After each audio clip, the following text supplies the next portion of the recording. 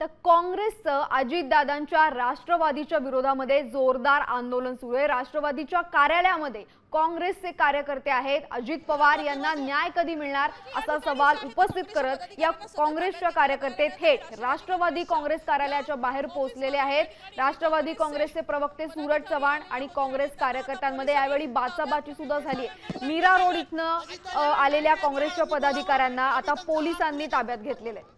तुम्ही बोला, अजितदादांना न्याय द्या, आम्ही तुमचा सत्कार करू। काँग्रेसच्या पदाधिकाऱ्यांना या ठिकाणी ताब्यात घेतलेलं बघायला मिळतं। लाज वाटली पाहिजे की या ठिकाणी जे आहे ते काँग्रेसच्या पदाधिकाऱ्यांना सध्या ताब्यात घेतलेलं बघायला मिळत आहे। राष्ट्रवादी काँग्रेसच्या या ऑफिस बाहेर या ठिकाणी हे काँग्रेसचे पदाधिकारी आलेले होते आणि त्यांना आता पोलिसांनी ताब्यात मी या प्रश्नाचं सुद्धा उत्तर द्या। ज्या पद्धतीने तुम्ही बाकीच्या गोष्टींवरती बोलता, बाकीच्या गोष्टींनी जे आवेशाने तुम्ही आंदोलन केलं, अर्थात तो तुमचा हक्क आहे। लोकशाहीमध्ये प्रत्येकाला आंदोलन करण्याचा हक्कच आहे आणि त्याच हक्काने, त्याच गांधीजींच्या विचारधारेने, त्याच काँग्रेसच्या विचारधारेने आज आम्ही तुम्हाला विचारतोय की 6-7 महिने झाले अजितदादांना न्याय कधी मिळणार।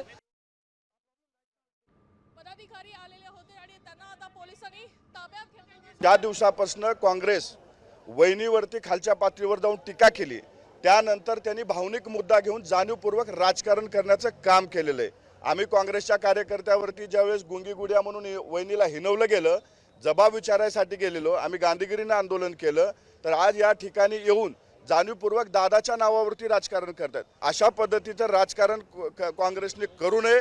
काँग्रेसच्या नेत्याला आम्ही संयमानं सांगतोय, पुढच्या वेळी आलं तर आम्ही जशास तसं उत्तर मात्र त्यांना देऊ।